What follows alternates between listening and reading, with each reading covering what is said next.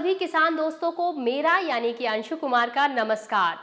स्वागत है आप सभी का ग्रीन टीवी के इस खास कार्यक्रम देश डायरी में। दोस्तों, एक बार फिर आप सभी के लिए मैं लेकर आई हूँ देश दुनिया की कुछ खास हलचलें जो आपकी जिंदगी, आपकी खेती और आपके इलाके से सरोकार रखती है। इस कार्यक्रम के जरिए हम आपको बताते हैं खेती बाड़ी, सरकारी योजनाओं, शिक्षा, स्वास्थ्य के बारे में, और साथ ही हम आपको ये भी बताते हैं कि आपकी आजीविका से जुड़ी क्या कुछ नया हो रहा है। तो आइए करते हैं शुरुआत और जानते हैं क्या है खास। जीरे के उत्पादन के सबसे बड़े राज्यों में से एक गुजरात में जीरे की बुआई का हाल लगभग पिछले साल के जैसा ही है, यानी इस साल भी जीरे की बुआई औसत से काफी कम हो रही है। गुजरात में जीरे की बुआई का सीजन लगभग खत्म होने को है और बुआई 2.67 लाख हेक्टेयर दर्ज की गई है। पिछले साल भी राज्य में औसत से कम बुआई देखने को मिली थी। पिछले साल इस दौरान राज्य में 2.63 लाख हेक्टेयर में फसल लगी थी। गुजरात सरकार के आंकड़ों के मुताबिक पिछले साल राज्य में जीरा उत्पादन 2.38 लाख टन दर्ज किया गया था और अगर बात करें 2014-15 की तो इस दौरान उत्पादन 2 लाख टन से भी कम था। देखा जाए तो बीते 2 साल में जीरे का उत्पादन काफी कम हुआ है, जिसकी वजह से बाजार में स्टॉक बहुत कम है। मध्य प्रदेश में रबी सीजन की फसल की बुआई इस साल पिछले साल से ज्यादा हुई है। जी हां, इस राज्य में अनुकूल मौसम के चलते रबी फसलों की बुआई 1 करोड़ हेक्टेयर से ज्यादा रकबे में हुई है। बुआई के अनुकूल मौसम का होना बहुत जरूरी है, जिससे फसल की बुआई किसान ज्यादा से ज्यादा कर सके। जी हां, हम बात कर रहे हैं मध्य प्रदेश की। यहाँ के किसानों ने 1 करोड़ हेक्टेयर से अधिक रकबे में बुआई की है। यहाँ सबसे ज्यादा क्षेत्र में सरसों, चना और गेहूं की बुआई हुई है। राज्य में बोई गई अन्य प्रमुख फसलों में जौ 1.25 लाख हेक्टेयर में, मटर 4.80 हेक्टेयर में, मसूर 5.53 हेक्टेयर में, सरसों 6.96 लाख हेक्टेयर में और गन्ने की 84,000 हेक्टेयर में बुआई की गई है। यहाँ अब तक खाद्यान्न फसलें 53.44 लाख हेक्टेयर में बोई गई हैं, जबकि पिछले साल अब तक 47.46 लाख हेक्टेयर में बोनी हो गई थी। अगर बात करें दलहनी फसलों की तो यहाँ अब तक 42.86 लाख हेक्टेयर में और तिलहनी फसलें 8.55 लाख हेक्टेयर में बोई गई हैं।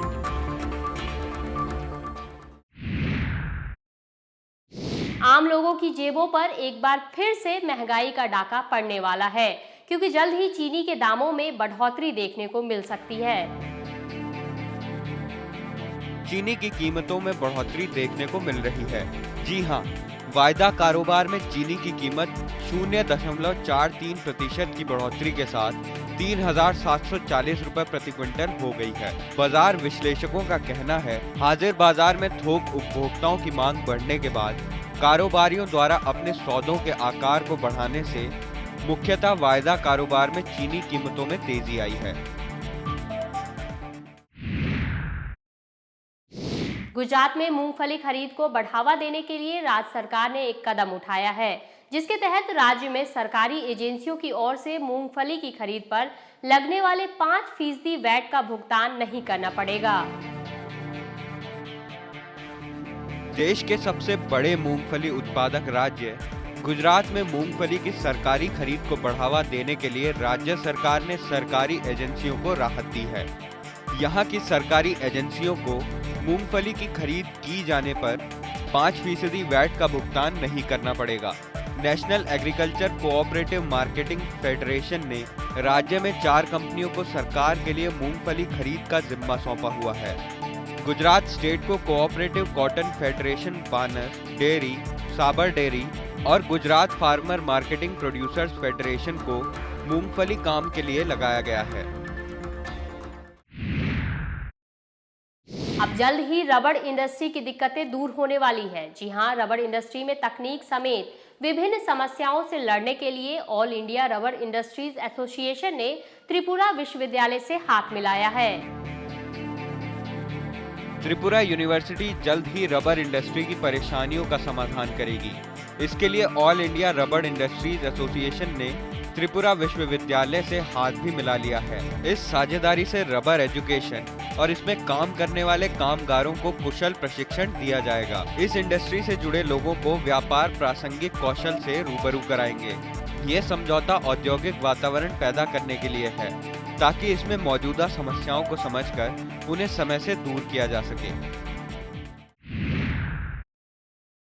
गिरते प्याज की कीमतों को सुधारने के लिए प्याज निर्यात पर मिलने वाली सब्सिडी को 3 महीने के लिए बढ़ा दिया गया है। इससे पहले ये सब्सिडी 31 दिसंबर तक ही लागू थी। सरकार ने प्याज के एक्सपोर्ट पर निर्यातकों के लिए ड्यूटी बेनिफिट को 3 महीने के लिए बढ़ा दिया है। विदेशी व्यापार महानिदेशालय ने ये निर्णय देश में गिरती प्याज की कीमतों के कारण लिया है।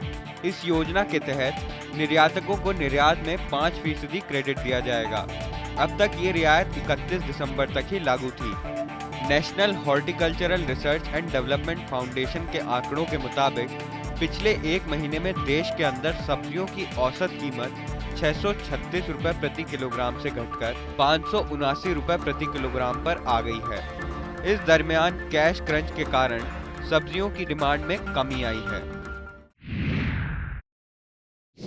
फिलहाल वक्त हो चला है एक छोटे से ब्रेक का। ब्रेक के बाद हम जानेंगे नेफेड की ओर से खरीफ दलहन की खरीद के बारे में। इसके साथ ही हम आपको बताएंगे गुजरात में कपास उत्पादन और पॉल्यूशन को रोकने के लिए दिल्ली सरकार के निर्देशों के बारे में।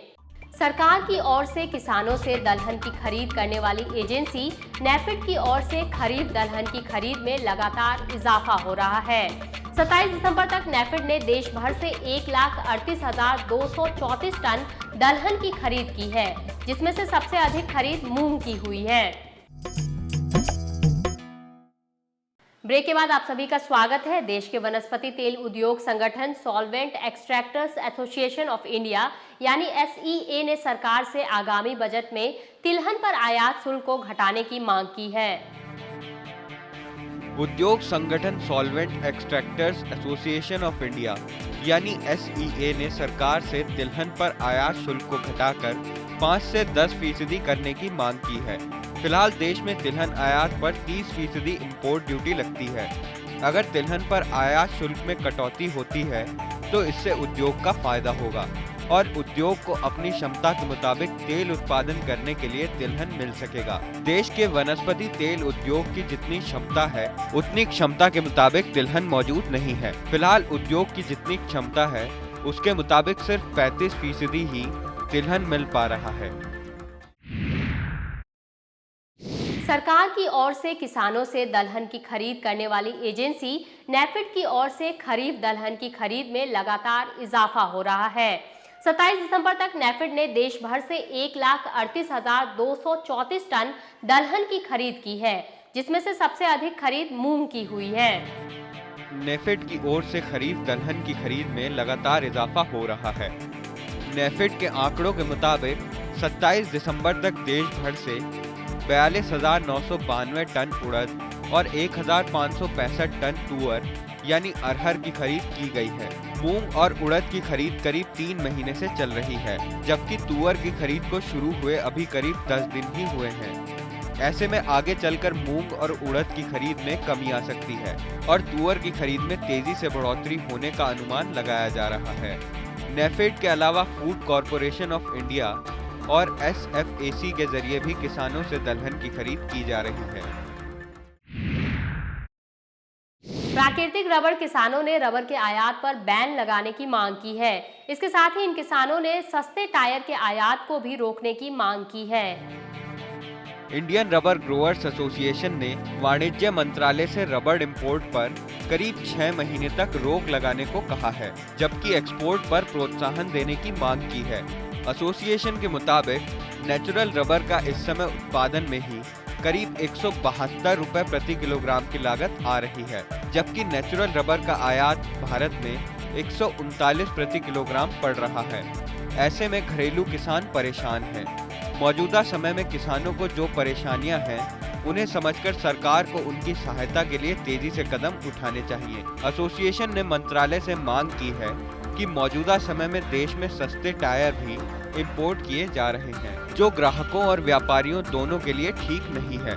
लिहाजा इस इंपोर्ट को भी बंद कराया जाए। देश के सबसे बड़े कपास उत्पादक राज्य गुजरात में कपास के उत्पादन अनुमान में वहां के कृषि निदेशालय ने भारी कटौती की है। जी हां, यहां कपास का उत्पादन अनुमान 16 लाख गांठ घटाया गया है।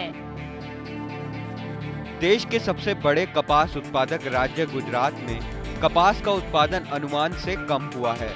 राज्य के कृषि विभाग ने पहले अनुमान लगाया था कि बीते साल 91.5 लाख गांठ कपास का उत्पादन होगा, लेकिन अपने अनुमान में सुधार करते हुए अब विभाग का कहना है कि 2015 और 16 के दौरान कपास का उत्पादन 75.5 लाख के आसपास ठहर सकता है।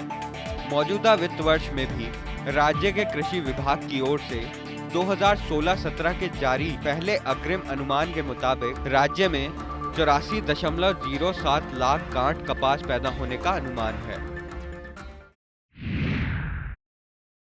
दिल्ली के कई जगह पर पॉल्यूशन काफी ज्यादा बढ़ गया है।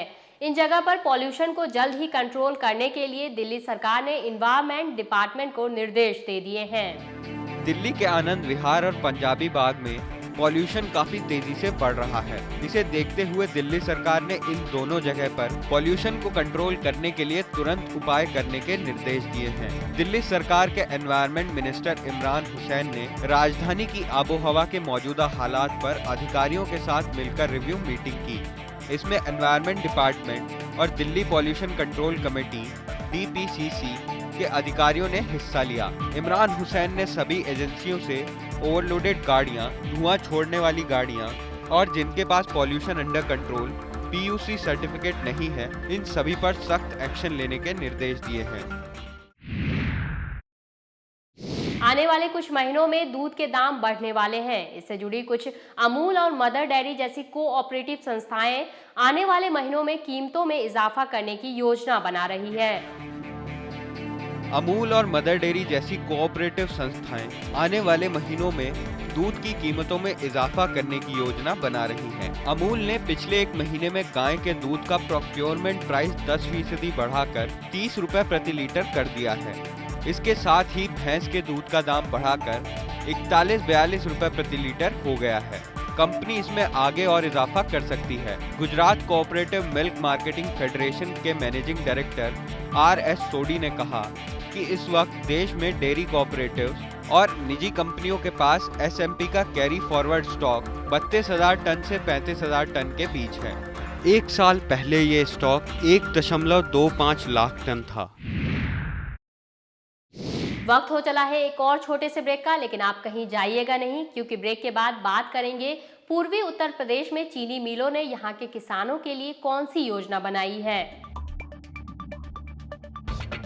किसानों को डेयरी लोन उपलब्ध कराने के लिए एक साझेदारी की गई है। ये साझेदारी सार्वजनिक क्षेत्र के बैंक ऑफ बड़ौदा और हेरिटेज फूड्स लिमिटेड यानी HFL के बीच हुई है।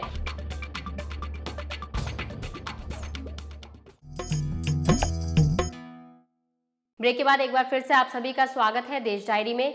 रोजमर्रा की जिंदगी में सब्जियों का एक बड़ा महत्व है। मंडियों में हर दिन सब्जियों की खरीदारी होती है। कभी सब्जियों के दाम बढ़ जाते हैं तो कभी घट जाते हैं। फिर भी सब्जियों की खरीदारी में कोई कमी नहीं आती, ये हमेशा जारी रहती है। अगर बात करें सब्जियों के दामों की तो नवंबर में सबसे ज्यादा इनकी कीमतों में गिरावट देखने को मिली है। महाराष्ट्र के APMC में नवंबर के दौरान सब्जियों की कीमतों में भारी गिरावट आई है। राष्ट्रीय बागवानी बोर्ड के मासिक रिपोर्ट के मुताबिक महाराष्ट्र के APMC में इस साल अक्टूबर में पत्ता गोभी की औसत दर 611 रुपए क्विंटल थी, जो नवंबर में घटकर 575 रुपए प्रति क्विंटल रह गई है।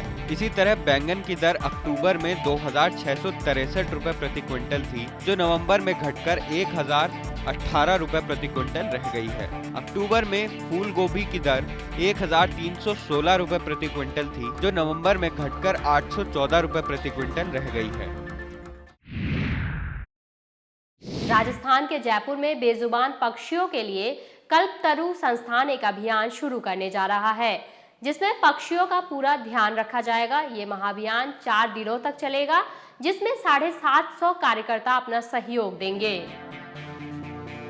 राजस्थान में पर्यावरण संरक्षण और उसकी जागरूकता के लिए कई संस्थान काम कर रहे हैं, लेकिन इनमें से कुछ ही संस्थान ऐसे हैं जो सफल हुए हैं। उन्हीं में से एक है कल्पतरु, वन एवं वन्य जीव संरक्षण के लिए लंबे समय से कार्यरत संगठन। श्री कल्पतरु संस्थान ने मकर संक्रांति नजदीक आते ही अपनी तैयारियां शुरू कर दी हैं। हर साल की तरह इस बार भी मकर संक्रांति पर चाइनीज और कांच के सूत के मांझे से घायल होने वाले बेजुबान पक्षियों के लिए 4 दिन का निःशुल्क पक्षी चिकित्सा शिविर का आयोजन किया जा रहा है, जो 12 जनवरी से शुरू होगा और 15 तक चलेगा। 4 दिन के इस अभियान में महिला और पुरुष को मिलाकर 750 कार्यकर्ता काम करेंगे। कल्पतरु संस्थान के अध्यक्ष विष्णु लांबा ने कहा कि संस्थान की ओर से हेल्पलाइन शुरू की गई है, जिस पर घायल पक्षी की सूचना दी जा सकती है। किसानों को डेयरी लोन उपलब्ध कराने के लिए एक साझेदारी की गई है। ये साझेदारी सार्वजनिक क्षेत्र के बैंक ऑफ बड़ौदा और हेरिटेज फूड्स लिमिटेड यानी HFL के बीच हुई है। सार्वजनिक क्षेत्र के बैंक ऑफ बड़ौदा ने हेरिटेज फूड्स लिमिटेड यानी HFL के साथ हाथ मिलाया है। दोनों में ये साझेदारी किसानों को डेयरी लोन उपलब्ध कराने के लिए हुई है। हेरिटेज फूड्स देश में दूध की खरीद और प्रोसेसिंग का काम करती है। अगर बात करें दूध उत्पादकता की, तो देश में दूध की उत्पादकता बढ़ाना एक चुनौती है। कम संसाधन और पैसे की तंगी के कारण किसान दूध की उत्पादकता नहीं बढ़ा पा रहे हैं। ऐसे में किसानों को पैसा उपलब्ध कराने के लिए ये साझेदारी की गई है। HFL और बैंक ऑफ बड़ौदा क्षेत्र की किसी भी ब्रांच से किसानों को लोन प्रोवाइड कराएगी। पूर्वी उत्तर प्रदेश में चीनी मिलें किसानों को इस साल मुफ्त में गन्ना बीज उपलब्ध कराएंगी। इस बीज से बुआई के बाद जब गन्ना बेचा जाएगा तब किसान मिलों के उधार को चुका सकते हैं। चीनी मिलों ने इस साल उत्तर प्रदेश गन्ना विभाग के साथ मिलकर किसानों के लिए एक योजना की घोषणा की है। जी हां, इसी तरह गन्ना विकास विभाग ने किसानों को प्रोत्साहन देने की कार्रवाई शुरू कर दी है। पिछले कुछ सालों में गन्ने का क्षेत्रफल घटने से परेशान मिलों और विभागों ने ये कदम उठाया है। इस योजना के मुताबिक जो किसान बुआई के लिए उन्नत प्रजाति का गन्ना बीज चीनी मिल के माध्यम से दूसरे किसानों को देंगे, उनको गन्ना बीज रोपने के लिए 35 से 55 रुपए प्रति क्विंटल अनुदान गन्ना मूल्य के अतिरिक्त दिया जाएगा। इसके अलावा मिलें किसानों को खेती के लिए 50% अनुदान पर ट्रेंच रेजर उपलब्ध करा रही हैं।